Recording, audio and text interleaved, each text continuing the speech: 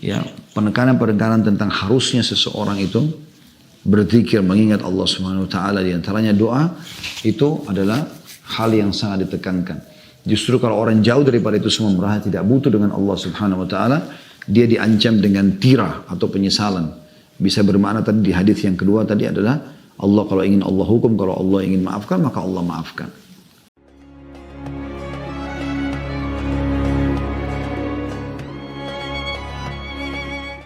Baik teman-teman sekalian, kita juga akan memberikan di pembukaan kita tentang masalah doa dan zikir ini.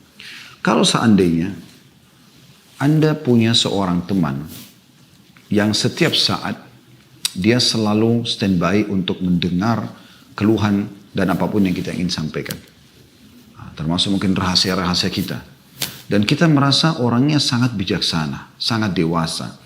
Dia punya waktu yang dia luangkan dulu kita, jam berapapun kita telepon, dia siap dengarkan, dia siap memberikan solusi-solusi. Saya yakin kita akan merasa nyaman sekali dengan orang tersebut. Ya, apalagi kalau orangnya amanah, bisa menutup, bisa menjaga.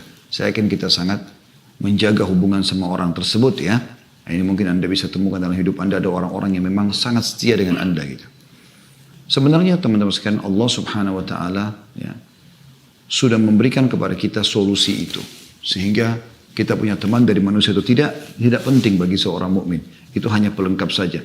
Karena Allah sebagai wali orang-orang beriman, Dia akan setiap saat mau mendengarkan keluh kesah kita. Tanpa ada perantara, kita langsung bisa berdoa kepadanya. Tinggal memuji Allah, membaca salawat pada Nabi SAW, lalu kita kemudian menyampaikan hajat kita. Dan Allah menjanjikan dalam Al-Quran, A'udzu billahi minasyaitonir rajim, wa idza sa'alaka ibadi anni fa inni qarib. Hai Muhammad, kalau ditanyakan kepadamu dari hamba-hambaku tentang aku, katakan aku sangat dekat. Ujibu da'watad da'i idza da'an, dan aku pasti akan menjawab semua permintaan hamba-hambaku yang meminta. Falyastajibu li, oleh karena itu mereka kembali kepadaku, minta kepadaku. Wal yu'minu bi, dan mereka beriman tentang keberadaanku, la'allahum yarshudun, agar mereka mendapatkan petunjuk. Penulis di sini mengangkat di bahasan sebelum membahas sekitar 132 doa tentang keutamaan berzikir dan berdoa. Tentu kalau kita menyebutkan doa, dia masuk dalam zikrullah, karena Anda tidak mungkin berdoa kecuali Anda mengingat Allah Subhanahu wa taala. Dalil pertama diangkat oleh beliau adalah surah Al-Baqarah ayat 152 yang bunyinya a'udzubillahi minasyaitonir rajim, fadhkuruni adzkurkum washkuruli wala takfurun. Maka ingatlah kamu kepadaku, niscaya aku ingat pula kepadamu, kata Allah. Dan bersyukurlah kepadaku dan janganlah kamu mengingkari nikmatku. Ya, tentu ulama menggambarkan sini mengingat Allah SWT dengan banyak cara. Baik itu menyebutkan dengan zikir, menyebut-nyebut dan memuji-muji namanya, berdoa kepadanya, membaca kitabnya, ya, menjalankan perintahnya, meninggalkan larangannya. Ini semua masuk dalam umumnya zikrullah. Juga Allah Subhanahu wa taala berfirman menyuruh kita agar memperbanyak mengingatnya. Memperbanyak doa, memperbanyak memuji-muji namanya, memperbanyak mengerjakan perintah-perintah yang diperintahkan gitu ya. Dalam surah Al-Ahzab ayat 41, A'udzu billahi minasyaitonir rajim, ya ayyuhalladzina amanu dzkurullaha dzikran katsira. Hai orang-orang beriman, berzikirlah, mengingat dan menyebut Allah lah dengan zikir yang sebanyak-banyaknya. Dan sebagian ulama mengatakan di antara ibadah-ibadah yang Allah Subhanahu wa taala perintahkan yang umumnya dihubungkan perintah ibadah itu dengan kata-kata katsira atau banyak, itu adalah zikir. Itu adalah zikir. Kita diperintahkan puasa ya, tapi tidak diikutkan dengan puasalah yang katsir, yang banyak, atau sholatlah yang banyak misalnya. Tapi zikir selalu diikutkan dengan bahasa atau kalimat atau kata-kata katsir. Sementara di surah Al-Ahzab 41, hai orang beriman, berzikirlah kepada Allah zikran katsira, zikir yang banyak. Juga Allah menyebutkan dalam surah Al-Ahzab ayat 35. Surah Al-Ahzab ayat 35. Ini kalau Anda buka di Al-Quran ya. Coba dibuka surah Al-Ahzab surah nomor 33 dalam Al-Quran. Di situ Anda lihat ya, perhatikan baik-baik bagaimana Allah Subhanahu wa taala menyebutkan ciri orang-orang yang beriman kepadanya. Allah bilang dari Al-Ahzab surah nomor 33 ayat 35. A'udzu billahi minasyaitonir rajim. Innal muslimina wal muslimat. Sesungguhnya laki-laki muslim dan perempuan muslimah yang menyerahkan diri kepada Allah. Wal mu'minina wal mu'minat, dan laki-laki yang beriman juga perempuan yang beriman. Wal qanitina wal qanitat, dan laki-laki juga perempuan yang patuh. Itu salah satu makna qanit, taat. Ya. Was-sadiqina was-sadiqat, dan laki-laki yang jujur juga perempuan yang jujur. Ya. Kemudian was-sabirina was-sabirat, laki-laki yang sabar dan perempuan yang sabar. Wal khashi'ina wal khashi'at, laki-laki dan perempuan yang khusyuk, ya, konsentrasi pada saat ibadah. Wal mutasaddiqina wal mutasaddiqat, laki-laki dan perempuan yang suka bersedekah. Was-saimina was-saimat, laki-laki dan perempuan yang suka berpuasa. Wal hafidhina furujahum wal hafidhat, dan laki-laki dan perempuan yang menjaga kemaluannya dari perbuatan yang haram. Ya, kemudian Allah sebutkan di saksi bahasan kita, wadzakirinallaha, perhatikan ada kata-kata di situ, katsiran, wadzakirat. Dan laki-laki juga perempuan yang banyak berzikir kepada Allah. A'addallahu lahum maghfiratan wa ajran azima. Allah telah menyediakan bagi mereka ampunan dan pahala yang besar. Perhatikan, kata-kata di atas tidak dihubungkan dengan kata-kata kathir. Seperti misalnya, wal mutasaddiqina wal mutasaddiqat, laki-laki dan perempuan yang suka bersedekah. Tapi Allah tidak katakan ada banyak. Begitu juga dengan puasa. Tapi khusus zikir Allah subhanahu wa ta'ala datangkan, ya, dengan kata-kata kathir. Kemudian juga Allah subhanahu wa ta'ala menyebutkan, teman-teman sekalian, beliau mengangkat dalil setelahnya surah Al-A'raf ayat 205. Surah Al-A'raf ayat 205. A'udzu billahi minasyaitonir rajim. Wadhkur rabbaka fi nafsika tadarruan wa khifatan wa dunal jahri minal qawli bil ghudwi wal asali wa la takum minal ghafilin. Dan sebutlah nama Rabbmu dalam hatimu dengan merendahkan diri dan rasa takut, dan dengan tidak mengeraskan suara di waktu pagi dan petang, dan janganlah kamu termasuk orang-orang yang lalai. Allah subhanahu wa ta'ala menyuruh kita berzikir, menyebut nama-namanya dan juga berdoa kepadanya, membaca kitabnya. Sebutlah nama Rabbmu dalam hatimu dengan merendahkan hati, merendahkan diri dan juga rasa takut akan siksaannya, dan dengan tidak mengeraskan suara, tidak teriak-teriak sana sini, ya, karena Allah subhanahu wa ta'ala maha mendengar. Di waktu pagi dan petang jangan pernah luput, selalu berzikir dan berdoa kepada Allah, dan jangan kamu termasuk orang-orang yang lalai. Rasulullah SAW bersabda, setelah menyebutkan beberapa ayat, beliau mengangkat hadis Nabi alaihi salatu wassalam, dimulai dengan hadis Bukhari jilid 2 halaman 208, yang bunyinya, kata Nabi SAW, mathalul ladhi yadhkuru rabbahu wal ladhi la yadhkuru rabbahu mathalul hayyi wal mayyit. Perumpamaan orang yang berzikir atau mengingat dan menyebut Rabbnya dibandingkan dengan orang yang tidak berzikir atau mengingat dan menyebut Rabbnya adalah seperti orang yang hidup dibandingkan dengan orang yang mati. Dan dalam lafadznya Imam Muslim, kalau teman-teman sudah ada yang pegang bukunya di halaman 3 ya, di footnote nomor 1, itu bunyinya, mathalul baitil ladhi yuzkarullahu fihi wal baitil ladhi la yuzkarullahu fihi mathalul hayyi wal mayyit. Perumpamaan atau perbandingan antara rumah yang di dalamnya Allah diingat dan disebut dengan rumah yang di dalamnya Allah tidak diingat dan disebut adalah seperti perbandingan antara orang yang hidup dan orang yang mati. Jadi bayangkan bagaimana Nabi SAW menggambarkan orang yang sering lisannya berdoa, berzikir, ya. Nah, ini menyebut-nyebut Allah subhanahu wa ta'ala, berkeluh kesah dengan dia. Maka itu digambarkan dengan orang yang hidup. Sementara orang yang sama sekali tidak pernah mengingat Tuhannya, baik dalam keadaan dia lapang, dia susah, maka ini seperti orang yang mati. Artinya tidak berfungsi lagi. Seorang penyair mengatakan, teman-teman sekalian, janganlah kau minta kepada manusia yang kalau kau minta kepadanya, maka dia akan marah. Tapi mintalah kepada, seperti misalnya teman-teman kalau minta kepada seseorang misalnya bantuan, Sekali mungkin dia beri, 2 kali dia beri, ketiga kali, kelima kali, ke 10 kali, ke 50 kali, ke 100 kali mungkin dia akan marah. Kata penyair ini, jangan kau minta kepada manusia yang kalau kau minta padanya dia akan marah.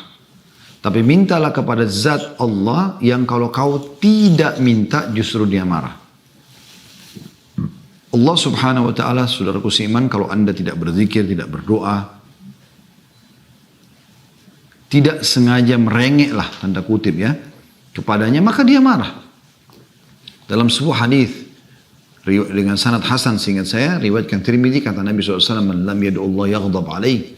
Siapa yang tidak minta justru kepada Allah, Allah marah. Bayangkan teman-teman. Kalau manusia beda sekali, kalau kita minta terus malah dia akan marah. Tapi kalau Allah SWT justru kalau kita tidak minta, maka dia akan marah. Dan Allah subhanahu wa ta'ala teman-teman sekalian akan memenuhi hajat anda, walaupun itu mustahil di mata anda. Dan mungkin dalam sebuah kisah, seorang salafus salih dulu, orang yang miskin, hidupnya pas-pasan, apa yang dia dapat hari itu itulah yang dia makan dengan istri dan anaknya. Dan istri anaknya pun bersabar. Ringkas cerita teman-teman, pernah satu hari dia pulang ke rumahnya, dia tidak dapat hasil apa-apa. Begitu tiba di rumah, sudah malam, istrinya tanya, apa ada hasil hari ini? Kata dia tidak ada. Saya sudah coba keliling sana sini menawarkan jasa untuk kerja, tidak ada sama sekali yang memberikan kepada saya pekerjaan. Maka saya tidak tahu lagi harus buat apa. Kata istrinya, tapi kita seharian belum makan nih. Lapar benar dari pagi sama anak-anak belum makan. Kata dia, insya Allah setelah saya istirahat sejenak, saya akan keluar lagi. Enggak cerita dia keluar lagi. Sudah malam, sudah tutup semuanya. Zaman dulu tidak kayak sekarang. Mungkin zaman dulu tuh selepas Isya udah nggak ada lagi orang yang luar lalang karena gelap gitu kan. Dan kayak kita sekarang justru penerangan di sana sini, Masya Allah gitu kan. Nikmat Allah yang luar biasa melimpah pada kita sekarang. Yang jelas teman-teman sekalian, dia jalan, dia tidak tahu mau kemana. Dia lewat ada sebuah masjid. Gelap juga, zaman dulu orang pakai obor gitu kan. Dia nyalakan obor yang dia mampu, nyala sedikit, lalu dia wudhu, dia sholat. Menghadap kiblat, dia sholat. Dia memohon kepada Allah subhanahu wa ta'ala dengan penuh ketundukan hati, berharap Allah memberikan kepada dia rezeki sama istri dan anaknya yang sudah seharian belum makan gitu kan. Yang jelas teman-teman sekalian, subhanallah, di malam itu penguasa di wilayah itu gelisah, nggak bisa tidur. Maka dia pun terdorong hatinya mengambil kurang lebih kalau seingat saya 20 kantong. Berisikan harta, dinar-dinar emas. Dan dia bilang, ya Allah, aku malam ini nggak bisa tidur. Ini kata rajanya pada saat itu ya, atau penguasa di situ. Saya ingin keluar bersedekah di jalan-Mu ya Allah. Maka mudahkanlah aku untuk bersedekah pada orang yang tepat. Subhanallah, dia jalan, dikatakan dalam kisah ini, penguasa di wilayah itu pun mengatakan, saya tidak akan memegang tali kekangan kuda saya, Allah, saya akan membiarkan kuda ini jalan di mana tempat yang kau pandu. Ringkas cerita dia jalan, subhanallah, kudanya mampir di masjid yang tadi ada orang soleh yang miskin. Dia pun heran, kenapa kok kudanya mampir di masjid? Lalu dia turun, dia masuk ke dalam, kena gelap ya, ada sedikit salah satu obor kecil di dekat mihrab yang menyala. Dia pun mendekat, lalu dia dengar ada orang sedang berdoa, lalu kemudian dia dengarkan doanya. Di antara potongan doa dia mengatakan, ya Allah, sesungguhnya Engkau tahu, aku tidak ada tempat bergantung lagi kecuali Engkau. Sudah seharian aku dan istri anakku belum makan, maka mudahkan buat kami makanan hari ini. Setelah selesai dia berdoa, orang raja ini kemudian atau penguasa ini menepuk pundaknya sambil mengatakan, hai fulan, aku telah mendengarkan doamu tadi. Dan ketahuilah, aku adalah penguasa di wilayah ini. Aku niat malam ini keluar untuk bersedekah karena Allah. Maka ini ada 20 kantong dinar emas aku berikan kepada kamu. Dan ketahuilah kalau seandainya kau punya hajat apapun, maka saya akan memberikan kepadamu. Tinggal kau datang ke istana, saya akan berikan. Ya. Karena dia merasa, si raja ini merasa pada saat dia mau sedekah Allah pandu ke orang ini gitu. Maka yang luar biasa adalah yang jadi saksi bahasan kita jawaban orang miskin itu justru. Perhatikan ini yang kita ingin titik beratkan ya. Sekali lagi ini yang kita ingin titik beratkan. Ini benang merah yang harus kita garis bawahi dan kita tarik lurus dan kita ambil pelajaran darinya. Yaitu kata dia apa? Orang miskin ini berkata pada raja tersebut, kalau seandainya saya pun punya hajat, maka saya tidak akan datang kepada Anda. Tapi saya akan datang kepada Allah yang telah mengutus Anda datang kepadaku. Allah subhanahu wa ta'ala bisa menggerakkan orang ya, untuk datang memenuhi hajat kita. Mohon kepada Allah subhanahu wa ta'ala. Tentu ada cara-cara diterima doa, diantaranya harus dengan penuh keyakinan. Karena kata Nabi SAW, udu'u rabbakum muqinuna bil ijabah. Berdoalah kalian dalam kondisi kalian yakin Allah akan menerima doa kalian. Karena sungguhnya Allah tidak menerima doa dari hati yang lalai. Ya, sebagaimana lanjutan hadis. Kemudian hadis selanjutnya yang diangkat oleh beliau adalah hadis yang mulia juga. Hadis ini kata Nabi SAW, Ala unabbi'ukum bi khairi amalikum wa azkaha inda malikikum wa arfa'iha fi darajatikum wa khairi lakum min infaqid dhahabi wal warik wa khairin lakum min an talqaw aduwakum fatadribu anaqahum wa yadribu anaqakum qalu bala qala dzikrullahi ta'ala. Maukah kata Nabi SAW aku beritakan kepada kalian perbuatan kalian yang paling baik, maksudnya besar sekali pahalanya, paling suci di sisi raja kalian, maksudnya Allah Subhanahu wa taala. Enggak ada nodanya, bersih, Allah terima semua. Paling tinggi dalam derajat kalian, cepat mengangkat derajat di surga. Lebih baik bahkan bagi kalian daripada menginfakkan emas dan perak. Bersedekah dengan emas perak pun dikalahkan dengan amal ini. Dan lebih baik bagi kalian daripada bertemu dengan musuh kalian lantas kalian memenggal leher mereka, membunuh orang kafir di medan perang, pahalanya besar, dan mereka memenggal leher kalian atau kalian pun terbunuh mati syahid. Bayangkan keutamaannya luar biasa. Apa jawaban sahabat setelah dengar semua itu? Tentu wahai Rasulullah, tentu wahai Rasulullah. Bayangkan ya, kita coba hitung keutamaannya. Kata Nabi SAW, maukah aku beritahukan kepada kalian perbuatan yang paling baik, paling besar pahalanya? Satu. Yang kedua, paling suci di sisi raja kalian, bersih, semua diterima. Yang ketiga, paling tinggi dalam derajat kalian. Ya. Yang keempat, lebih baik daripada kalian menginfakkan emas dan perak. Yang kelima, lebih baik bagi kalian daripada kalian bertemu dengan musuh kalian lantas kalian memenggal leher mereka atau mereka memenggal leher kalian. 5 keutamaan sekaligus. Jihad, infak, semuanya dikalahkan dengan ini. Maka kata para sahabat, tentu ya Rasulullah. Kita pun kalau hidup bersama itu pasti kita mengatakan, tentu ya Rasulullah, amal apa nih? Lalu kata Nabi SAW sebuah kalimat sederhana. Berzikir atau mengingat dan menyebut Allah Ta'ala. Hadis riwayat Tirmidzi jilid 5 halaman 459 dan Ibnu Majah jilid 2 halaman 1245. Nah, ini luar biasa. Ya. Bagaimana seseorang mendapatkan keutamaan berzikir kepada Allah SWT, berdoa kepada Allah SWT. Itu kalau kita bisa sudah bilang tadi, kalau kita menyebutkan zikir, doa masuk di dalamnya. Ya. Kemudian sabda Rasulullah SAW juga di dalam sebuah hadis yang diriwayatkan Bukhari jilid 8 halaman 171 dan juga Muslim jilid 4 halaman 2061. Kata Nabi SAW, Yaqulullahu ta'ala, Allah yang maha tinggi telah berfirman, Ana inda dhanni abdi bi, wa ana ma'ahu idha dzakarani. Aku selalu bertindak menurut prasangkaan hambaku kepadaku. Kalau dia sangka baik, Allah akan kasih. Walaupun dia sakit, walaupun ada cobaan, dia sangka baik, oh pasti ini pasti baik buat saya. Ya, maka Allah akan berikan seperti apa yang dia sangkakan. Wa ana ma'ahu idza dzakarain, dan aku selalu bersamanya bila dia berzikir atau mengingat dan menyebutku. Ya, tentu doa di antaranya. Fa in dzakarani fi nafsi dzakartu fi nafsi. Kalau dia mengingatku dalam dirinya, maka aku pun akan mengingatnya dalam diriku. Wa in dzakarani fi mala'in dzakartu fi mala'in khairin minhum. Dan kalau saya dia menyebut namaku di hadapan kumpulan orang-orang, maka aku akan menyebutkannya dalam kumpulan hamba-hamba yang lebih baik daripada mereka. Wa in taqarraba ilayya shibran taqarrabtu ilayhi dhira'an. Dan kalau hamba tersebut mendekatkan diri kepada aku 1 jengkal, maka aku akan mendekat kepadanya 1 hasta.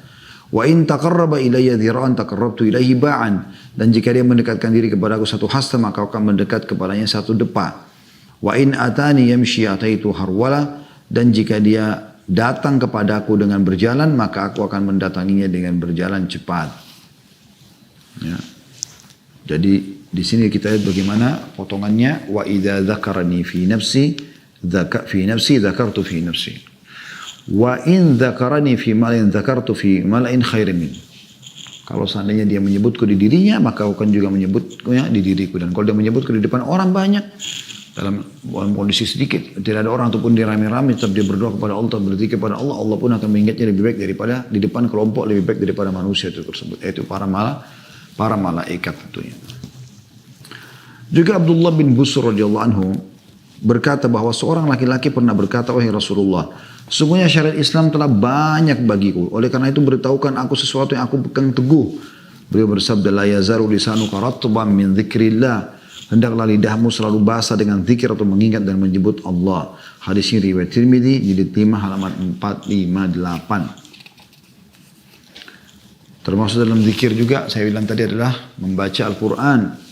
Sebagaimana diangkat juga dalil oleh beliau di sini, hadis yang riwayatkan Tirmidzi jilid 5 halaman 175. Yang bunyinya kata Nabi SAW, man qara harfan min kitabillah falahu bihi hasanah. Wal hasanatu bi asyri amsalihha la aqulu alif lam mim harf walakin alifun harfun wa lamun harfun wa mimun harf.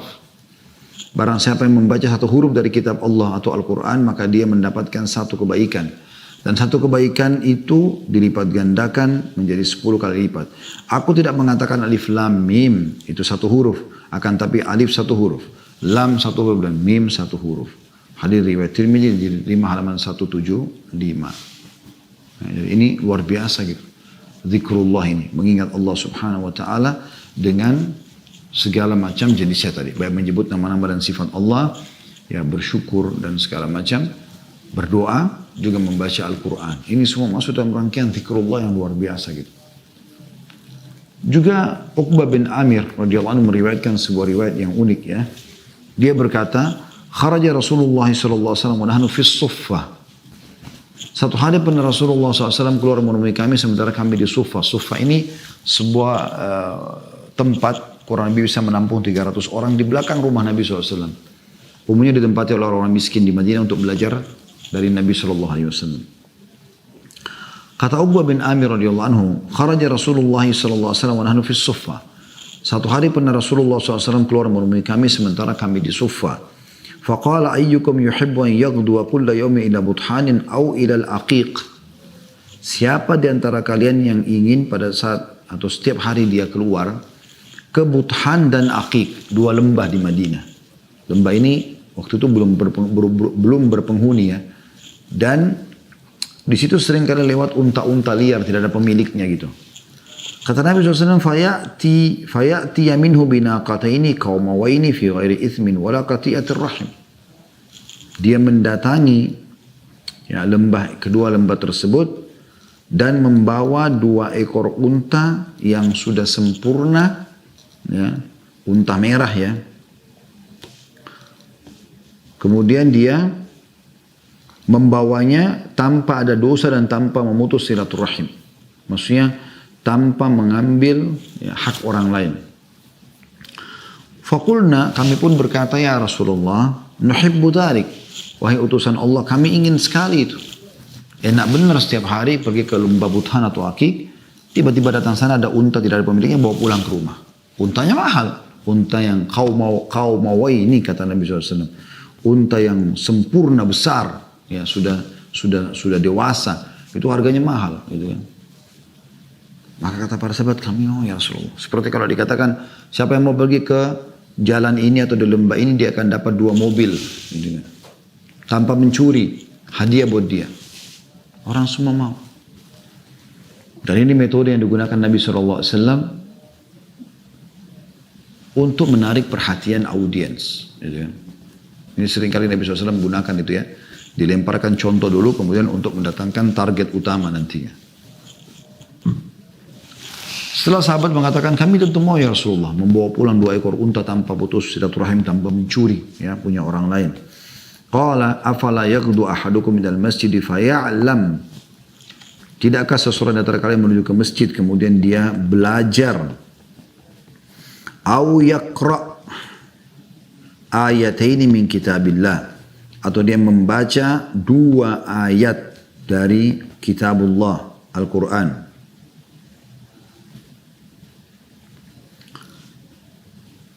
Khairun lahu min naqatain. 2 ayat tadi lebih baik daripada 2 ekor unta.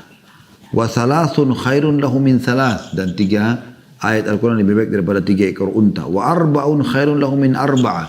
Dan 4 ekor unta lebih baik daripada 4 ayat lebih baik daripada 4 ekor unta. Wa min a'dadihinna minal ibil. Dan begitulah hitungan kelipat gandaan seterusnya. Ya, terhadap jumlah-jumlah unta tersebut. Hadis ini riwayatkan Muslim di 1 halaman 553. Juga Nabi SAW memastikan kalau ada orang yang duduk, tidak berzikir, tidak berdoa, tidak mengingat Allah sama sekali, semua kelalaian isinya, maka ini bisa diancam dengan kenanya hukuman dari Allah Subhanahu Wa Taala. Oleh itu teman-teman, mukmin banyak sekali ya. Nabi SAW tidak lewat padanya kesempatan melihat kebaikan atau mendengar kebaikan kecuali beliau memohon agar diberikan kebaikan tersebut. Dan kalau seandainya ada keburukan maka beliau memohon agar diselamatkan dari keburukan itu. Ya. Anda misalnya lewat di jalan dan lihat orang tabrakan, ada orang miskin, ada orang kelaparan, ada orang terkena cobaan-cobaan penyakit segala macam yang tidak ada pada Anda, justru Anda bisa menggunakan itu momen untuk berzikir dan berdoa kepada Allah Subhanahu Wa Taala. Kata Nabi SAW, man qa'ada maq'adan lam yadhkurillaha fihi kanat alihi minallahi tira. Wa man ittaja'a majja'an la yadhkurullaha fihi kanat alihi minallahi tira. Barang siapa yang duduk di suatu tempat dan tidak berzikir atau mengingat dan menyebut Allah di dalamnya, maka itu akan menjadi kekurangan dan penyesalan atasnya dari Allah. Dan barang siapa yang berbaring di suatu tempat lalu tidak berzikir atau mengingat dan menyebut Allah, maka itu akan menjadi kekurangan dalam kurung penyesalan atasnya dari Allah. Hadis riwayat Abu Dawud nomor jilid 4 halaman 264. Di dalam hadis lain disebutkan makna tirah itu, ya, atau kecelakaan itu, ataupun penyesalan tadi. Yaitu sabda Nabi SAW menjelas, ma jalasa qaumun majlisan lam yadhkurullaha fihi wa lam yusallu ala nabiyihim illa kana alaihim tira fa in sya'a adzabahum wa in sya'a ghafaralah. Tidaklah suatu kaum duduk di suatu majlis di mana mereka tidak berzikir atau mengingat dan menyebut Allah di dalamnya dan tidak membaca salawat pada nabinya Muhammad SAW kecuali akan menjadi kekurangan atau penyesalan atas mereka. Jika Allah menghendaki maka dia menyiksa mereka, dan jika dia kehendaki maka dia mengampuni mereka. Hadis riwayat Tirmidzi jilid 3 140. Jadi kita bisa lihat teman-teman sekalian bagaimana ya penekanan tentang harusnya seseorang itu berzikir, mengingat Allah Subhanahu Wa Taala, di antaranya doa, itu adalah hal yang sangat ditekankan. Justru kalau orang jauh daripada itu semua, merasa tidak butuh dengan Allah Subhanahu Wa Taala, dia diancam dengan tirah atau penyesalan. Bisa bermakna tadi di hadis yang kedua tadi adalah Allah kalau ingin Allah hukum, kalau Allah ingin maafkan maka Allah maafkan. Dan yang terakhir yang kata beliau adalah hadis Nabi SAW, ma min qaumin yaqumuna min majlisin la yadhkuruna Allah fi illa qamu an mithli jifati himar wa kana lahum hasrah. Tidaklah satu kaum berdiri atau bubar dari satu majlis, kumpul-kumpul, nongkrong sama teman-teman atau keluarga, ngobrol-ngobrol. Tidaklah satu kaum berdiri bubar dari satu majlis di mana mereka tidak berzikir atau mengingat dan menyebut Allah di dalamnya, kecuali mereka berdiri dari bangkai seekor keledai, dan hal itu menjadi penyesalan bagi mereka pada hari kiamat. Hadis riwayat Abu Dawud jilid 4 halaman 264. Nah, jadi kita bisa lihat teman-teman di awal buku ini beliau sebelum membahas zikir dan doa, beliau menekankan sekali tentang masalah pentingnya atau keutamaan untuk berzikir dan berdoa itu sendiri.